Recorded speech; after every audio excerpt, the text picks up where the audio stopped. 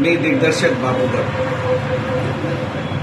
आणि संपूर्ण महाराष्ट्राचे निर्माते, दिग्दर्शक व कलावंतांना सगळ्यांना माझा नमस्कार. मित्रांनो, लक्ष देऊन ऐका आज मी काय बोलतोय ते. मी चित्रपट बनवला होता लई झकास मराठी, आणि हा चित्रपट 120 सिनेमा मध्ये रिलीज केला, परंतु एवढा पिक्चर चालला नाही, कारण की आचारसंहिता होती, खूप प्रॉब्लेम्स होते, आणि तसेही मराठी लोक मराठी चित्रपट आता कमी बघायला लागले, कारण की लोक मोबाईलवर जास्त बघतात. त्यानंतर आम्ही अल्ट्राला पिक्चर विकला, जीला गाणे विकले, आणि निर्मात्यावर चित्रपटाचं कर्ज होतं. त्या म्हणून चित्रपटाला अनुदान मिळावं अशी आमची मागणी होती चित्रपट शासनाकडे. परंतु चित्रपटची जी समिती आहे, जे सिनेमा बघतात, आधुरी बुद्धीचे लोक, सिनेमा त्यांना बघता येत नाही. रील नंबर 1 आणि रील नंबर 6 फक्त एवढं बघतात.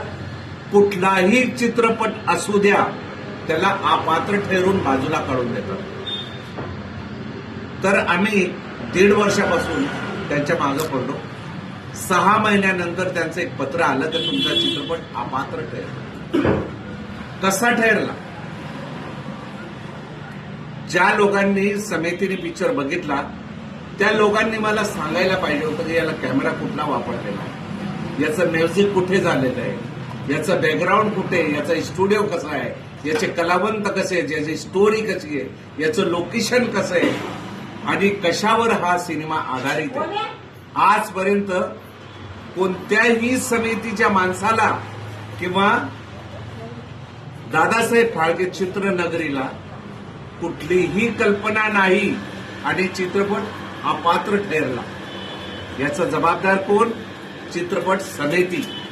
आणि ही दादासाहेब फाळके यांच्या नावावर हा कोटींचा घपला, करोडोंची चोरी ही चाललेली आहे. या संपूर्ण महाराष्ट्राने जागं व्हावं, संपूर्ण निर्मात्यांनी जागे व्हावं अशी माझी विनंती आहे.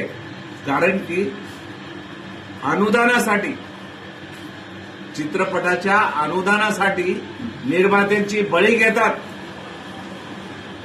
दादासाहेब फाळके चित्रनगरीचे लोक, त्यांची समिती, त्यांचे मंत्री.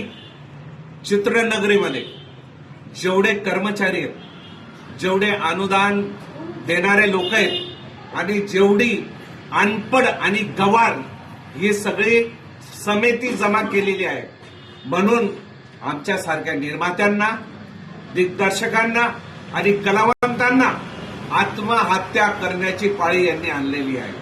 आणि संपूर्ण लोक हे चोट्टे आणि भामटे आहेत, हे असा आमचा दावा आहे.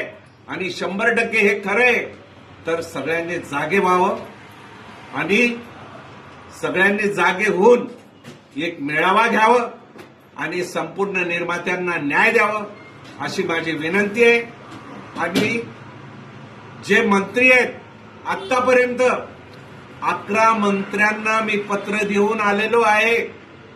मंत्रालयामध्ये कमीत कमी 6 चक्रा झालेल्या आहेत संभाजीनगरहून. आणि संपूर्ण नेत्यांना, आशिष शेलारला, आणि जेवढे कार्यकर्ते आहेत सगळ्यांना हे माहीत पडायला पाहिजे तर दादासाहेब फाळके चित्रनगरी यामध्ये आज ही वेळ का आलेली आहे. निर्मात्यांना आत्महत्या करण्याची वेळ आलेली आहे. तर ह्या गेंड्याच्या कातडीच्या लोकांना हा धडा शिकवायला पाहिजे अशी माझी विनंती आहे. संपूर्ण महाराष्ट्राने माझा नंबर खाली लिहिलेला आहे. सगळ्यांनी मला कॉन्टॅक्ट करा, आणि हा मेळावा घ्यायचा आहे, आणि अनुदानासाठी हा लढा सुरू ठेवायचा आहे. जय हिंद, जय महाराष्ट्र.